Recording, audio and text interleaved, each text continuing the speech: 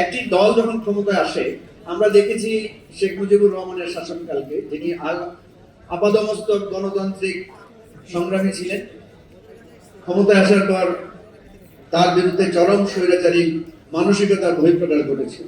একই অভিযোগ শেখ হাসিনার বিরুদ্ধেও, এবং শেখ হাসিনা, এরশাদ এবং জিয়াউর রহমানের শাসনকালে বা খালেদা জিয়ার শাসনকালেও আমরা কম বেশি তাদের বিরুদ্ধে আন্দোলন করেছি।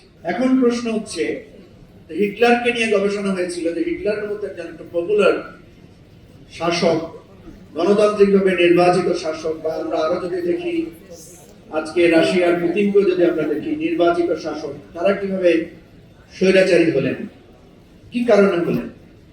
হিটলারের কথা বলা হয় যে বিএনপি 2 মাসে আমরা যাদেরকে দেখতে পাচ্ছি যে তারা তাদের অতীত ভুলে যাচ্ছে।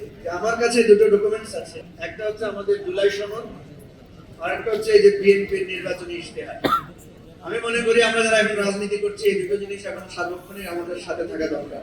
বিএনপি যে বলছে তারা সংস্কার না, তারা সংশোধন করতে চায়, অথচ বিএনপির এই ইশতেহারের মধ্যে পাতায় পাতায়, পৃষ্ঠায় পৃষ্ঠায়, অক্ষরে অক্ষরে সংস্কারের কথা বলা আছে। সুতরাং এই বয়ানগুলো, এই কথাগুলো আমাদের সুস্পষ্টভাবে তুলে ধরতে হবে, যাতে বিএনপি স্বৈরতন্ত্রী হয়ে উঠতে না পারে, বা স্বৈরতন্ত্রী হওয়ার তার যে প্রবণতা সেটা আমরা তুলে ধরতে পারি। এবং বিএনপিকে আমরা কিভাবে থামাবো?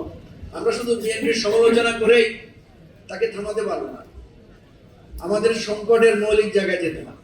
যেমন আমি একজন রাষ্ট্রবিজ্ঞানের ছাত্র হিসাবে খুব চোখ বন্ধ করেই বলতে পারি, অবধারিতভাবে আগামী 3 বছরের মধ্যে বিএনপি স্বৈরতান্ত্রিক হয়ে উঠবে। এটা কোনো খুশির খবর না, তালি দেওয়ার মতো খবর না।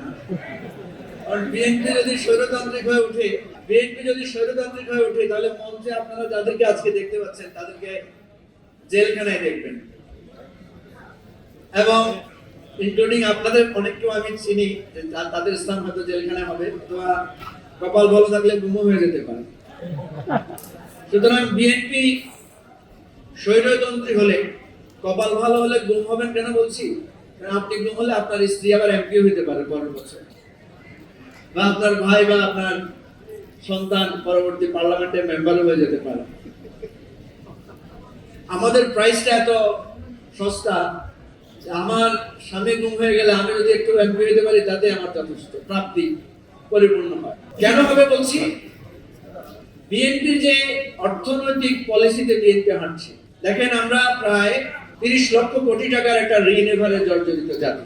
ইতিমধ্যে 41,000 কোটি টাকার বেশি ঋণ হয়েছে। আমাদের বিদ্যুৎ প্ল্যান্টগুলো অসুবিধা নাই, মাঝে মাঝে উত্তাপ থাকে ভালো। আমাদের এই যে অর্থনৈতিক ব্যবস্থাপনার জায়গায় এই যে দ্রব্যমূল্য বাড়ার একটা আশঙ্কা এখন তৈরি হয়েছে, এখন দ্রব্যমূল্য বাড়বে, বিদ্যুতের সংকট ঘাটতি হবে, লোডশেডিং হবে, শিক্ষা প্রতিষ্ঠানে মিসম্যানেজমেন্টের কারণে আরো সন্ত্রাসের আশঙ্কা আমরা দেখতে পাচ্ছি বিএনপির দলীয়করণের যে পথে বিএনপি হাঁটা শুরু করেছে, ইতিমধ্যে বিভিন্ন জায়গায় দলের মধ্যে অন্তর্কন্দল, মারামারি, গন্ডগোল, একে অপরের